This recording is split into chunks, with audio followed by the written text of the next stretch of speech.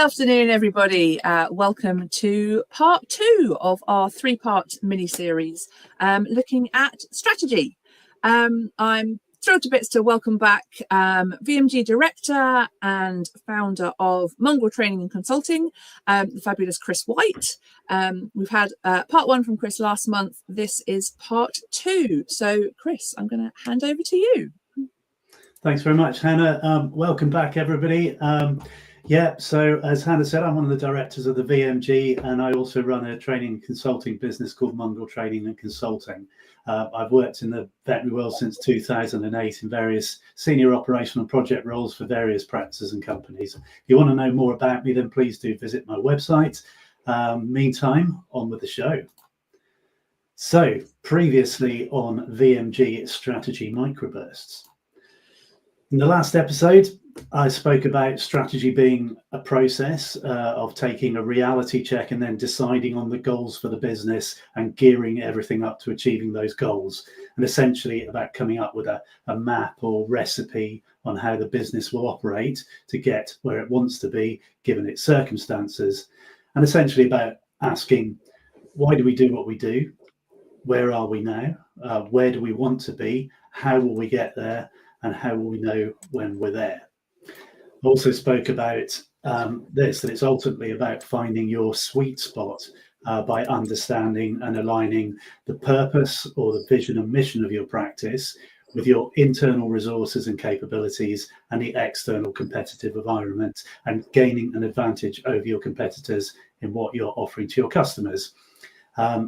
And avoiding or steering back from where you might have any incongruence, whereby one of those elements, your purpose, your resources, the market, has become detached from the others, or worse still, they're all detached and you end up being what they call a lost organization, where your services, markets and values are all out of line.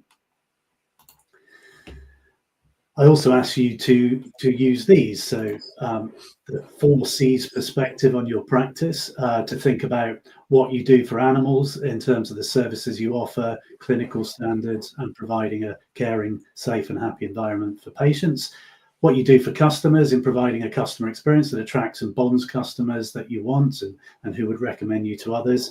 What you do for your colleagues, for the team, to attract and develop and engage and retain a team of people who really support and challenge and care for each other in the delivery of outstanding clinical, client, people and business performance. And then what you do for the financial health of the business in generating a reasonable profit through maximising your income and controlling costs, which ensures the business is sustainable, that you're protecting jobs and you're attracting investment to develop and grow and provide a fair reward for the work put in. Your team is also somebody that I asked you to involve in this. So you will gain different perspectives from different within your practice. So it's always really useful getting those different perspectives and to think about your purpose and external factors that impact upon your business, your internal resources, your competitors, and your services. And if you were so inclined, I said you could also use these models if you like to help you think about those external and internal factors. So the PESTLE, the 5 forces, and a sort of examination of your assets. So that's what we did last time. But ultimately, that was all about just helping you to complete a SWOT analysis so you can answer the question, where are we now? And start to prepare for the next stage of working out where you would like to go from here. So that's basically a brief recap of where we left it last time. So welcome to part 2 of the 3-part VMG Microburst on strategy. So the topic has come from the VMG Leadership and Standards Framework report, and it's identified strategy as a key area that veterinary leaders would like to know more about. I'd like to ask you, please download the report. There's a QR code on here, and I think Hannah shares it as well. Fill out the online self-assessment tool. Next year, we'll also cover some other critical areas that have been unveiled by this framework. But it's really, really key that we get as many people to fill out the tool as possible, because it helps us with our research, but also from your point of view, it will also help in deciding what CPD you want to move forward with. So the objectives of these 3 sections last time strategy is and what it's all about, why it's important, and some useful tools. Today, we're going to also consider a few useful tools for establishing strategic direction. So, we hopefully know, if you've done the SWOT, kind of where you are right now, but now where do we actually want to be? And then in the final session in December, we'll look at how we will implement that strategy and monitor it. So how we get from where we are to where we want to be, and how we know when we're there. So the first question I said was, where are we now? The next question is, where do we go from here? So let's explore that. Firstly, from an understanding of your purpose, the competitive environment in which you work, and internal factors, it's a really good idea to have a sense of your rough direction of travel. So, for example, are you more about cost, or are you more about quality? Do you focus on a very narrow range of customers, or do you try and cover as many types of people as you possibly can, types of customers as you can? And bearing in mind that it is impossible to do well at being everything to everyone. Michael Porter suggested that there were these broad strategies in his 1985 book, Competitive Advantage, Creating and Sustaining Superior Performance. So firstly, cost leadership. So think, for example, about the vet, about easy pet care. This is essentially a no-frills strategy that involves performing the processes more deeply and keeping overhead costs low. Seem to have a little bit of echo there, Hannah. Is that something we can do anything about, or with it?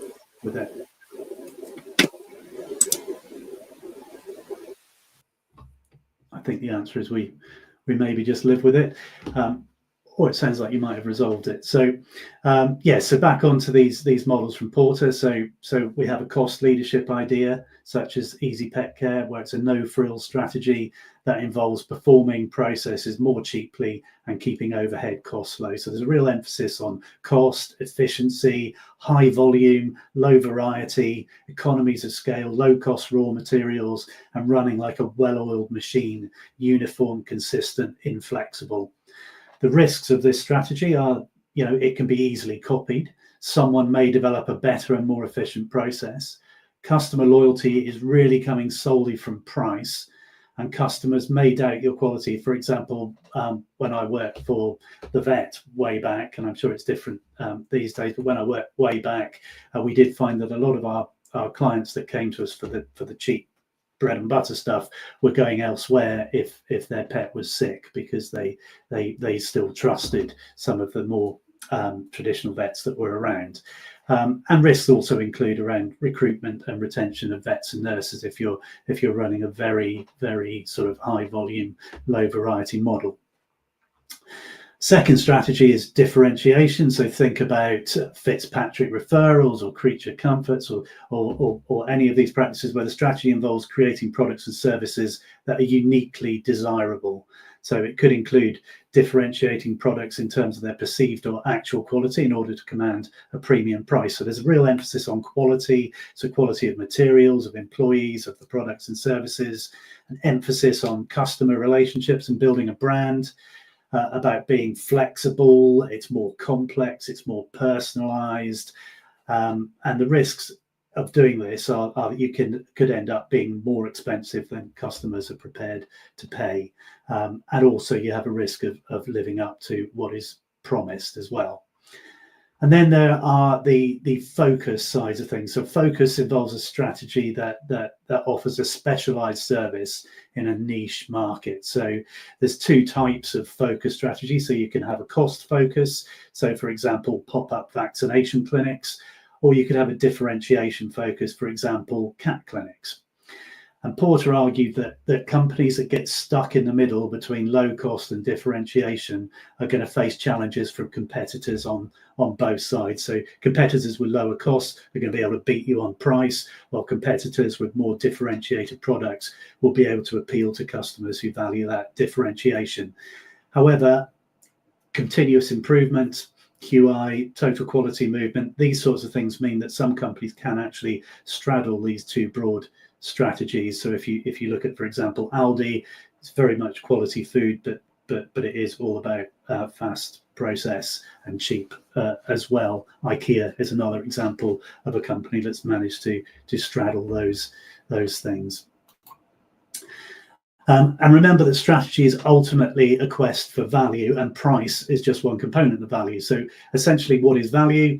Value is quality relative to cost in the mind of a customer. So what is cost in the veterinary context? So that's the price of the products or services that you've got, plus the effort required and other costs incurred by the client. So the cost of travel, of wrestling the cat into the cat basket to come along and see at the vets, and these sorts of things. Those are the costs to the client, not just price. And in terms of quality, what is that? That's the experience they have when they're there personally, and the clinical quality that they perceive to be there, the clinical care, the outcomes, and so on. And this is driven by the knowledge, skills, and experience of the people that work in the practice, the quality of what we can physically offer in terms of procedures and drugs and so on, and how we communicate with clients. And again, you can use this model for ideas about your strengths, weaknesses, opportunities, and threats. Looking at each of those factors in the equation. How are you doing on those? How do you think you might be able to impact more in each of those areas? And there are different ways in which businesses can choose to provide value to customers, bearing in mind the cost and differentiation dimension. So I'm sure if you look at some of these value propositions that are here, you can identify some companies that adopt some of these strategies on the screen. So think Apple, John Lewis, Aldi, Uber, Amazon, Savile Row, Marks and Spencer's, Virgin, etc., and some within the vet world too that are very clear in terms of what it is they're trying to do. So whatever specific strategic decisions you take when we start getting down into your strategic plan, as you start to decant that SWOT into that strategic plan, bear in mind your rough direction of travel within this, and accepting that there are elements of overlap. Are you primarily an innovator? Are you all about the brand, price minimization, simplification, tailored services, or service quality? Are you predominantly cost or quality? Who are your customers, or who are the ones you most wish to have? So a couple of optional extras like we did last time. You can feel free to use these models or not, but remember the broad purpose of what we're doing right now is to essentially decant the SWOT into a strategic plan. But there's a couple of other things you can use. So first off, so you could look at a couple of models that help you think about what you can focus on, and use these if you haven't already got enough going on with your SWOT as it is. So this is the BCG growth matrix, and this is about prioritizing your portfolio of businesses or the services that you offer based on how well they're growing and what they're already contributing to your practice. So the general advice is milk the cash cows while you can. So i.e. services that contribute significantly to your revenue but aren't particularly growing, they're staying pretty flat, milk them while you can. Invest in the stars. So these are the ones that are contributing to the practice reasonably well and also growing. The ones which are growing but they're not really contributing an awful lot, you have a decision to make on these. These are question marks. Do they have great potential, or are they always going to contribute in a small way? How much of a hassle are they to keep going? Does having them reap any other indirect benefits? So there may be some things that you simply do because it makes up part of a rounded package, even though it's never going to make you any money. And you should dispense with the pets, the things that are low growth, not really contributing to your revenue, or find a way to grow them. So that's one way of looking at your services, that you know where to prioritize. Another way is this, looking at the amount of impact that something has, or the amount of value it gives you compared with the amount of effort that you need to put in. So if you start to look at the things you do and plot them along these sorts of matrices, it'll help you prioritize what the important things to do. So if you use these, anything you get from them, add to your SWOT. One other optional extra is looking at ways in which you think you might be able to grow as a business. and there's a thing called Ansoff's matrix, which is useful for that. This is it here, where it essentially talks about these different areas here. So market penetration. So can we take more of the current market from our competitors? So can we increase the sales of our existing products and services into the market that we already have? So can we increase our client numbers and market share through pricing and promotion strategies, or acquiring a competitor, these sorts of things? So that's one approach. Another is product development. Can we introduce any new products and services to our existing market? So if you don't already do lap spays, is that something you could do? Could you get a visiting orthopod, advanced imaging, these sorts of things? Market development. This is where you take your existing products and services into new markets. So this would be expanding your catchment area, online or virtual products and services, catering to a different set of customers. And then diversification. So can we enter any new markets with the introduction of new products and services, either related to what we do already or something completely different? So, for example, a small animal practice setting up an exotics department, or offering a referral service to nearby practices. Again, when you look at things that you might want to do through these lenses, if there's anything that's useful, add them to your SWOT. Next up, the third question: how will we get to where we want to be? So we need to capture where we want to be, and then how to get there, obviously. So firstly, what is it we're trying to produce? So we have elements of a strategic plan that are outlined here.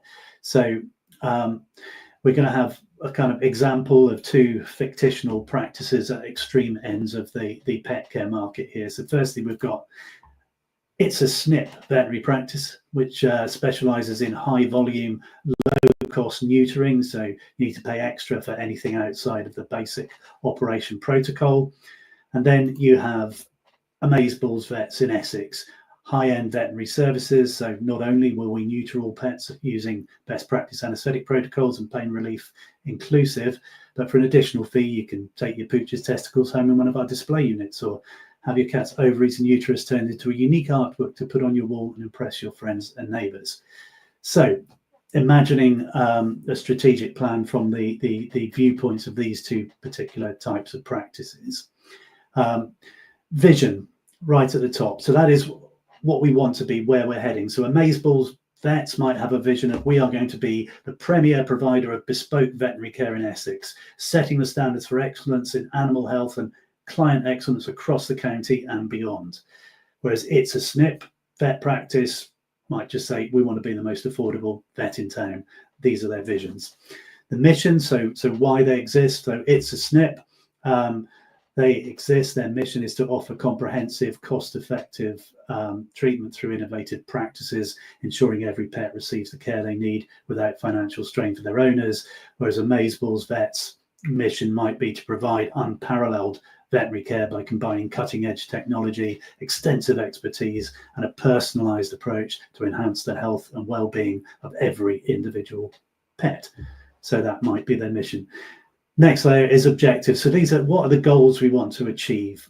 So this is the vision and mission translated into quantifiable SMART goals for the next 1 to 3 years, especially considering the 4 C's perspectives. So having objectives, or an objective, a view for what we're going to do for clients, for our team, commercially, and patients.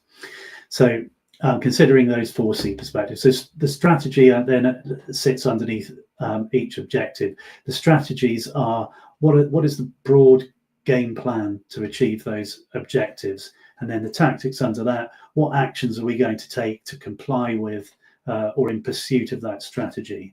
And these sorts of things change more frequently than the strategy, but these are the kind of actionable, granular tasks and projects that help you deliver on that strategy, the how and the who, these sorts of things. So, for example, It's a Snip might have their clinical objective as being to improve the efficiency of clinical operations to reduce costs without compromising care quality. That might well be their clinical objective. So the strategies might be around optimizing stock levels to reduce waste and overstocking, and standardizing treatment protocols. Whereas Amazeballs Vets They might have a clinical objective to deliver exceptional clinical outcomes through advanced medical practices and technologies. So therefore their strategies are going to be more around investing in advanced certificates, purchasing and training in the latest techniques and state-of-the-art equipment, and offering referral level services. The strategic plan is also underpinned by your values, and your values are essentially what you believe in and how you behave. So it's a SNP veterinary practice. Their values might include affordability, efficiency, innovation, integrity. Whereas Amazeballs Vets, their values might include excellence, personalization, but also innovation and integrity. It's when you get into the details of what the values actually mean, what the word integrity means, what the word innovation means, when you start to define that for your particular practice, that's what's really important, because otherwise the value is just a word and everybody wants to be innovative and have integrity. And you also need ways of measuring progress and success. So objectives and strategies must be smart, and you must be able to track them. So what percentage will you reduce your clinical waste by, and what percentage of your clinical staff will have advanced certificates or diplomas? So here's a simple way to capture that plan. So this is a strategic plan template that you can feel free to use. The mission and values are the bedrock. So you would write in your mission and values in the bottom there, and you'd write in your vision at the top. And then you would write in what your overarching objective is in each of the areas that are important to your practice. Usually, as I say, expressed in a kind of very short 1 or 2 sentences, a sort of statement of intent. So your clinical objective may be something around providing exceptional or affordable clinical services or patient care. Your customer objective may be a statement around reputation for exceptional service or for low cost, or building lasting customer relations, or providing a bespoke customer-centric experience. It's these sorts of things. And your colleague objective may be something around, for example, diversity, or building a great workplace or a high-performing team, these sorts of things. And your commercial objective may be something around financial stability, sustainable growth, or expansion. But whatever the objective is, as I say, you want to formulate it as a sort of statement of intent that captures what it is the objective is. And then, okay, so that's your objective. But what strategies are you going to deploy to work towards each objective over the time period of the strategic plan? So, for example, suppose your customer objective is around building long-term relationships with bonded customers with a reputation for outstanding service. I mean, what strategic goals would you pursue towards this aim? So, for example, something around client growth and retention, something around service excellence, maybe something around growing your health plan. Those are the sorts of things you might look at from a strategy point of view. And then how will you measure progress and success? What are the high-level measures you will use to measure the success of the objective and of each strategic goal? So, for example, active client care growth figures, lapsed clients figures, net promoter score, the percentage of active clients on a health plan, these sorts of things. So that then is a good overall strategic plan that can be a 3-year plan or a 1-year plan, or you can do one of each, with the 1-year plan being a step towards the 3-year plan.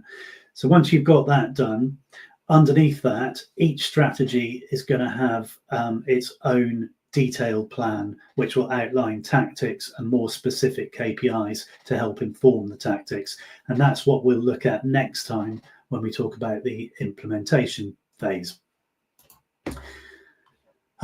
So don't forget as well that you need to ensure that whatever you're doing has a level of congruence, and it actually feeds into what you should be offering, matches your purpose and your internal and external environment.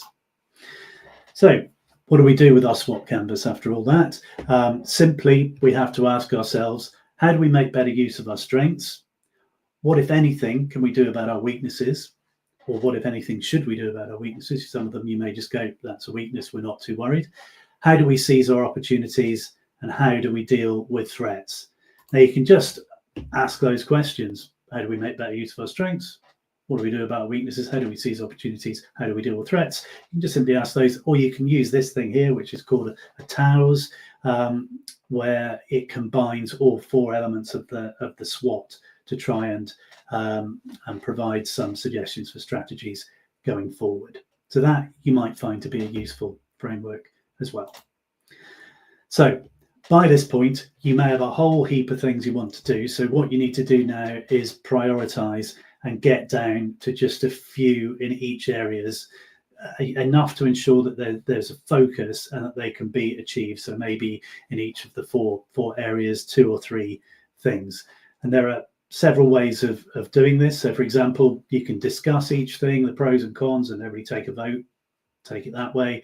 You can discuss each thing, the pros and cons, get people to score out of 10 what they think. A good way of doing this is to use your heart and your head, if you like. So first question is, how do you feel about this? What's your gut feeling? Does it excite you as a strategy? Give it a score out of 10. Next thing, does it make sense logically? Is it robust? Can you rationalize it? Give it a score out of 10 on that.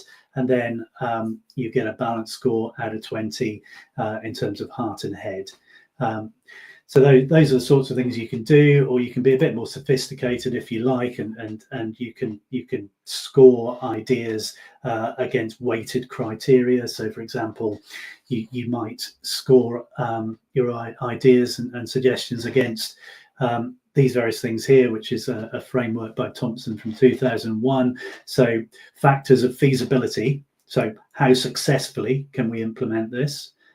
How much do we have or can we get of what's needed to be able to implement it? How capable are we of supporting this to get to the required level?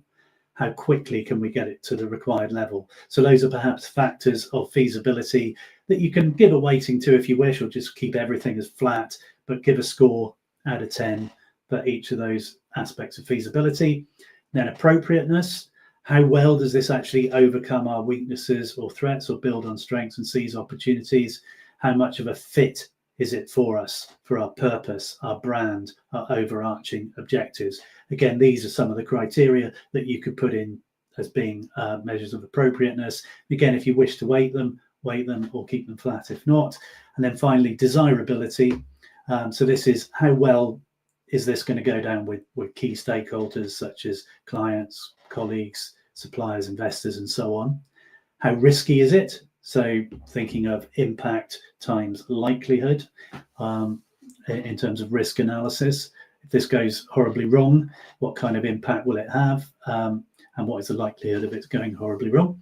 And another point in the desirability session is how attractive are the potential financial returns, and how attractive are the non-financial benefits. So again, perhaps a useful framework you can use for helping to assess, okay, exactly what is it we're going to move forward with. Now that you've hopefully narrowed your SWOT analysis into just a few strategic goals or strategic areas, for next time, it would be really useful if you were able to fill out this target framework and the strategic plan template. And I'm going to show you very briefly how to do that just now, and then leave you to get on with it. So first of all, the target framework. So you can use this to specify your current position for each of your strategies, where you would like to be at the end of year 3, and where you would aim to be at the end of year 1 as you progress towards that 3-year plan. This can help you define your SMART goals, and it's also quite a neat representation of your 1-year and 3-year plans that you can just see on one page. Now, I've split each strategic area, each of the 4 strategic areas, into 3 sections, so you can write in up to 3 strategic goals for each of the strategic areas: clinical, customer, colleague, and commercial. So, for example, if one of your customer strategic goals is to develop a pet health plan, so in one section of the customer area, you can just pop these in. So your current position, no pet health plan. Your 3-year strategy may be to have 30% of active clients on the pet health plan, or whatever number you think is reasonable. And your strategy for the coming year would be to launch the pet health plan, and by the end of the year have 10% of your active clients on it by the year end. So you can, for each of your strategic goals, you can write them in here and see how you're going to progress towards your 3-year plan and your vision. And once you've peppered this target, you can then fill out the strategic plan for the coming year, this framework here. And as I say, once you've filled that out, we will come back to this on the next occasion, and we'll talk then more around the tactics. But meantime, yes, please do some homework. Try and get your SWOT narrowed down and put into these particular areas. So next time we'll be talking about implementing your strategy. That's on the 19th of December. And again, just to finish off, please don't forget to download our Leadership Standards Framework report and undertake the online self-assessment. Thank you very much. Thanks ever so much, Chris. Some really fantastic practical tools there. Just to remind everybody that if you want to catch up with the previous session, it is available on VMG's YouTube channel, on our LinkedIn channel, and on our Facebook page. So you can catch up with session 1. This session will be there as well. As Chris says, the next session will be the 19th of December at 1 o'clock. And finally, if you want to contact Chris, his contact details are up on the screen there. So if you have any ongoing questions, anything that you'd like to ask him about these sessions or anything else, please do get in touch. Yeah, thanks ever so much. If I may, Hannah, just to say that if you start doing this, you think, oh, it doesn't make any sense, just give me a shout and I'll help you. Yeah, so plenty of support available. All right. Thanks ever so much, everybody. And we will see you next month. Bye-bye.